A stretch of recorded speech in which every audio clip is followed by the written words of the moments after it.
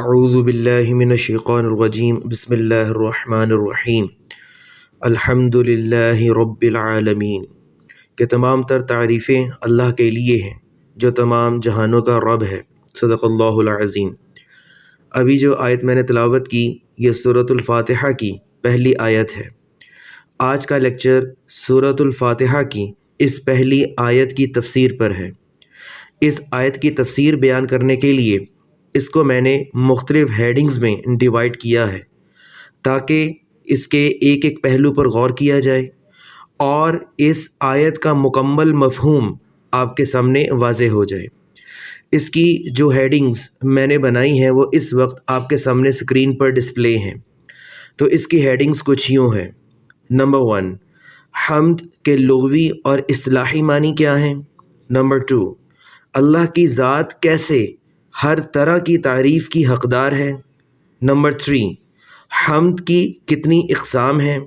Number 4، لامحدود نعمتوں پر اللہ کا کیسے شکر ادا کیا جائے۔ نمبر 5، لفظ رب کی وسعت، یعنی کہ اس لفظ رب کے کیا کیا معنی ہیں اور اس لفظ کے اندر کیا کیا وسعت جو ہے وہ پائی جاتی ہے۔ نمبر 6، عالمین کا کیا مطلب ہے۔ جیسا کہ اللہ کہتا ہے نا رب العالمین کہ میں تمام جہانوں کا رب ہوں، تو وہ تمام جہان کون کون سے ہیں اور ان تمام جہانوں سے کیا مراد ہے۔ اور نمبر 7، اس آیت سے حاصل ہونے والا سبق، یعنی کہ اس آیت میں چھپی ہوئی اللہ کی حکمتیں کون سی ہیں۔ جہاں تک اس آیت کی تفسیر کا تعلق ہے، اس آیت کی تفسیر کے 3 پارٹس بنیں گے، یعنی کہ 3 لیکچرز ہوں گے۔ تو اس سلسلے میں آج کا جو ہے وہ پارٹ 1 ہے۔ حمد کے معنی اور مفہوم۔ عام طور پر حمد کا جو ترجمہ کیا جاتا ہے وہ یہی کیا جاتا ہے کہ تمام تر تعریفیں اللہ کے لیے ہیں اور ہر طرح کی ثنا اللہ کے لیے ہے۔ دراصل اس لفظ میں 2 مفہوم پائے جاتے ہیں۔ ایک تو یہی مفہوم ہے کہ تمام تر تعریفیں اللہ کے لیے ہیں اور تمام تر ثنا اللہ کے لیے ہے، لیکن اس کا دوسرا مفہوم بھی ہے۔ تو اس دوسرے مفہوم میں حمد کا جو دوسرا مطلب نکلتا ہے وہ ہے شکر، اور وہ ہے رضا، یعنی کہ اللہ کی رضا پر راضی رہنا۔ اور اس کا مزید جو مفہوم نکلتا ہے وہ ہے کسی کا حق ادا کرنا۔ اور یہ بات تو ایسے ہی ہے کہ جب ہم کسی کا شکر ادا کر رہے ہوتے ہیں تو حقیقت میں ہم اس کا حق ادا ہی کر رہے ہوتے ہیں۔ اب اس کا جو پہلا مفہوم ہے یعنی کہ حمد، تعریفیں اور ثنا، اس کی تفصیل تو ابھی سیکنڈ ہیڈنگ میں ہماری آ جائے گی، لیکن جہاں تک اس کا جو دوسرا مفہوم ہے شکر، اس کو میں 4تھ ہیڈنگ میں اپنی جگہ پر ڈسکس کروں گا۔ اللہ کی ذات کیسے ہر طرح کی تعریف کی حقدار ہے، اس بات کو سمجھنے کے لیے میں آپ کے سامنے 3 صورتیں رکھوں گا۔ اب وہ 3 صورتوں کو ذرا غور سے سنیے گا، سمجھیے گا، تو آٹومیٹیکلی یہ مفہوم جو ہے وہ آپ کے سامنے واضح ہو جائے گا۔ پہلی صورت تو یہ ہے کہ تمام تعریفیں اللہ ہی کے لائق ہیں، کیونکہ ہر چیز کو اللہ تعالیٰ نے تخلیق کیا ہے۔ کوئی بھی چیز دنیا میں خود بخود وجود میں نہیں آ گئی، بلکہ یہ پوری کائنات بھی خود بخود وجود میں نہیں آ گئی۔ اس کائنات کو بھی تخلیق کرنے والا اللہ تعالیٰ ہے، اور اس کائنات میں موجود ہر طرح کی مخلوق، جمادات، نباتات، حیوانات، حشرات الارض، یہ سب کچھ جو ہے اللہ تعالیٰ کی تخلیق کردہ ہے۔ ایک تو اس صورت میں اللہ تعالیٰ جو ہے وہ تعریف کے لائق ہے، تعریف کا مستحق ہے۔ اور دوسری صورت یہ کہ تمام تر تعریفوں کا مالک اللہ ہی ہے۔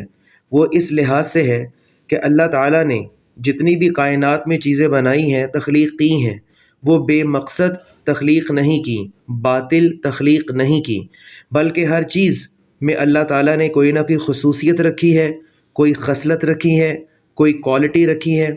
اگر ہم سائنس کی زبان میں بات کریں تو آپ یوں کہہ سکتے ہیں کہ جتنا دنیا میں جتنے بھی میٹر موجود ہے، جہاں جہاں بھی میٹر موجود ہے، ہر میٹر کی اپنی ایک پراپرٹی ہے۔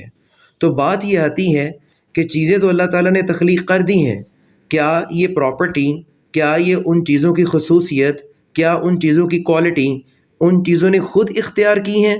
ایسا ہرگز نہیں ہے، بلکہ چیزوں کا خالق بھی اللہ تعالیٰ ہے، اور ان میں موجود جو پراپرٹیز ہیں، ان میں موجود جو خصوصیات ہیں، اس کا خالق بھی اللہ تعالیٰ ہے۔